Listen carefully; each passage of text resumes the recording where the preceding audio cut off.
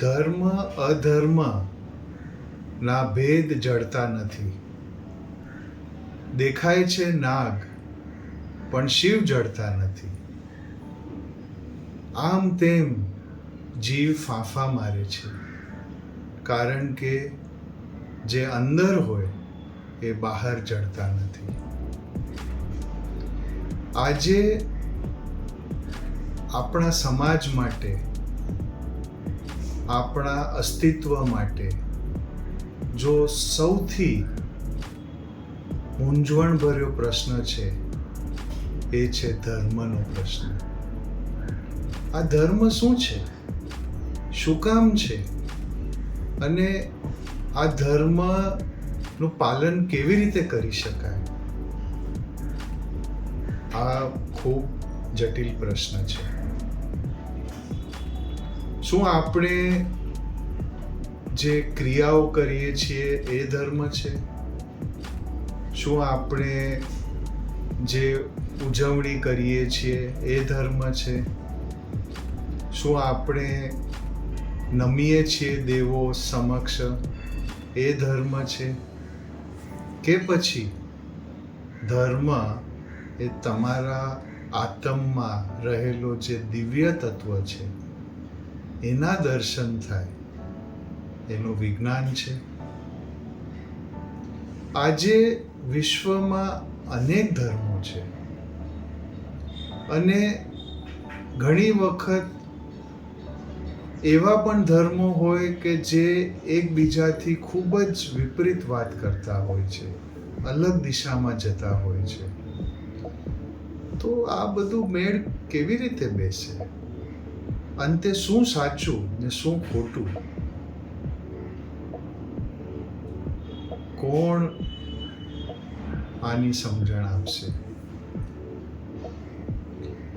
પણ આજે એક વિચાર કરીએ કે ધર્મ જો આપણી જ ઉર્ધ્વ ગતિ માટે છે, આપણી જ પ્રગતિ માટે છે, આપણા જ સુખ અને શાંતિ માટે છે, તો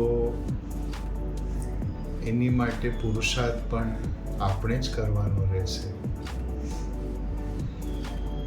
ચાલો આજે એક વૈજ્ઞાનિક દૂરબીન લઈને આપણે એનું પરીક્ષણ કરીએ કે અંતે આની પાછળ શું રહસ્ય છે. બાહ્ય આચરણ કે આંતરિક ભાવ એ પણ કદાચ બાજુમાં રહી જશે. આ વૈજ્ઞાનિક દૂરબીન તમારી સમક્ષ એક અનોખી વાત રજૂઆત કરે છે કે જીવનો જે સૌથી મહત્વનો અંગ છે, સૌથી મહત્વનો જે ગુણ છે, સૌથી ઉત્તમ જે એનું લક્ષણ છે એ માત્ર એની બુદ્ધિ છે. અને સમગ્ર ધર્મો જે છે એ બુદ્ધિના વિકાસ માટે સર્જાયેલા છે. પણ દુર્ભાગ્યવશ આપણે એ બુદ્ધિને લક્ષ્ય બનાવવા કરતાં આપણે લક્ષ્ય કંઈક અલગ જ બનાવી દીધું છે. તો આ જે બુદ્ધિ છે એ બુદ્ધિ દ્વારા જ તમે જ્ઞાન પામી શકો છો, દર્શન પામી શકો છો, તમે વિવિધ લબ્ધિ શક્તિ પામી શકો છો. આ બુદ્ધિ કેન્દ્રના સ્થાને છે અને જે બુદ્ધિનો વિકાસ કરાવે, સદબુદ્ધિનો વિકાસ કરાવે એ જ ધર્મ છે. અને બુદ્ધિને ક્ષીણ કરે, બુદ્ધિને જે મલિન કરે એ જ અધર્મ છે. આ તો ખૂબ સરળ વાત થઈ ગઈ અને ધર્મને સહજ પણ બનાવી શકે છે. ધ્યાન, તપ, ચારિત્ર, આ બધા જે વિષયો છે એની પાછળ અંતે બુદ્ધિ જ છે. અને એ બુદ્ધિ પ્રત્યે આપણે ધ્યાન ક્યારે આપ્યું નથી, કારણ કે આપણી જે સીમિત બુદ્ધિ છે એની જ આંટીઘૂંટીમાં આપણે ફસાઈ ગયા છીએ. હા, બુદ્ધિના સ્તરો છે. આપણા જે આપણો દેહ છે એ દેહ આધીન એક બુદ્ધિ છે, એને દૈહિક બુદ્ધિ કહેવાય. અને આ દેહથી પર પણ એક બુદ્ધિ છે, એને પ્રબુદ્ધ કહેવાય, પ્રબુદ્ધિ કહેવાય. તો જ્યારે આ બુદ્ધિ નો વિકાસ થાય છે ત્યારે જ ખરેખર આપણો વિકાસ થાય છે. માટે જ સર્વ ધર્મોનો જો આપણે સમન્વય કરીએ, એમાં જે જ્ઞાન છે એનો જો સમન્વય કરીએ, તો આ ધર્મો, આ એમના શાસ્ત્રોમાં એક ખૂબ જ રહસ્યમય વાત દેખાશે તમને, કે બુદ્ધિનો વિકાસ કેમ કરવો. માટે જ આ દિવ્ય બુદ્ધિના વિકાસ માટે મહાજીણમ વિજ્ઞાનની રચના કરવામાં આવી છે.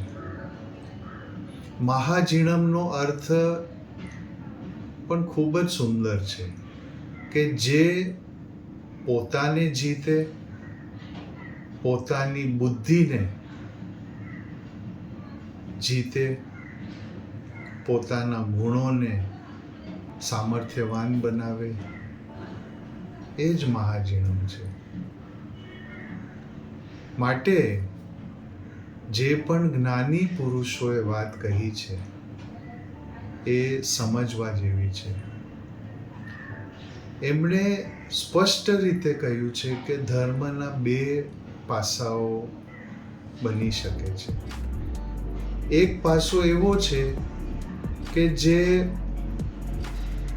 પ્રારંભમાં કામ આવે, શરૂઆતમાં કામ આવે. જેમ કે કોઈ બાળક નિશાળમાં જાય છે તો સૌથી પહેલાં એ પહેલા ધોરણ, બીજા ધોરણમાં જાય છે, ધીમે ધીમે એ બધું શીખે છે, પછી કોલેજમાં જાય છે. તો એવી જ રીતે ધર્મના બે પાસાઓ છે. એક વ્યવહારિક પાસો છે, એક પરમાર્થિક પાસો છે. વ્યવહારિક પાસો જન સમુદાય કરે છે, એમની પાત્રતા કેળવવા માટે કરે છે. પણ એ પાત્રતા કેળવાઈ જાય પછી પરમાર્થિક પાસા તરફ જવું પડે છે. જો તમે જીવનભર પહેલા ધોરણમાં રહો તો શું થશે? તમારી બુદ્ધિ અસ્ત આવી જશે, બુદ્ધિ તમારી ભ્રષ્ટ થઈ જશે. એટલે કે આ વ્યવહારિક ધર્મ અને પરમાર્થિક ધર્મ, આ બે પાસાઓને આપણે સ્વીકારી લઈએ ત્યારે જ બધે જ આપણને જે પણ પ્રવૃત્તિઓ ચાલે છે બરોબર ગોઠવાયેલી છે એમ જણાશે. અને આ જે પરમાર્થિક પાસો છે એમાં જ પરમાર્થ રહેલો છે, એમાં જ તમારી ઓળખ રહેલી છે, એમાં જ તમારી પ્રગતિ રહેલી છે. મહાજીણમ એ પરમાર્થિક પાસાને પ્રધાનતા આપે છે. મહાજીણમમાં તમારા આત્મનું શુદ્ધિકરણ, તમારી બુદ્ધિનું શુદ્ધિકરણ, મન, ચિત્ત અને આત્મા એ ત્રણેય સ્તરો નો પણ જે શુદ્ધિકરણનો જે વિજ્ઞાન છે બધું જ સમાવવામાં આવ્યું છે. અને આ વિજ્ઞાનનું એક ખૂબ જ સુંદર નામ છે કૌશગમ. કૌશગમ એક પ્રાચીન શબ્દ છે જે કહે છે કે તમે જે પણ અશુદ્ધ પ્રવૃત્તિઓ કરો છો, કાયાથી, વાણીથી, મનથી, એ બધાનો ત્યાગ કરો, એ બધાથી પર થઈ જાઓ અને શુદ્ધ પ્રવૃત્તિમાં એ ધોરણમાં તમે આવી જાઓ. હા, જો તમારો ધ્યેય બુદ્ધિનો વિકાસ હશે તો વૈજ્ઞાનિક ધર્મ શક્ય બનશે.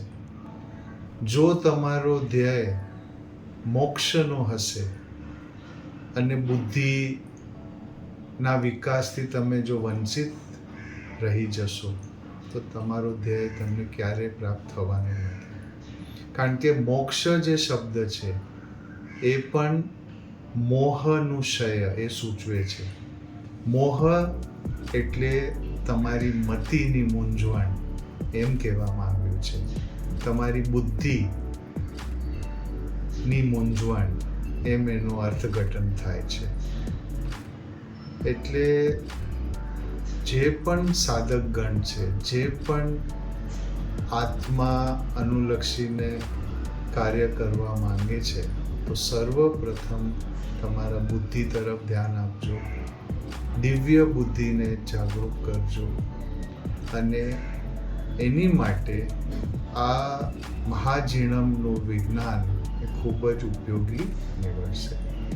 મહાજીણમ વિજ્ઞાનમાં જ્ઞાનના પણ સ્તોત્રો છે અને સાધનાના પણ સ્તોત્ર છે. એ બંનેનો સમન્વય કરવાથી સર્વાંગી વિકાસ શક્ય બને છે. તમે બધી રીતે સુખ અને શાંતિ પ્રાપ્ત કરી શકશો. તમે પરમપદ પામી શકશો. મહાજીણમ નમોસ્તુભ્યમ. મમ શાંતિ શાંતિ શાંતિ.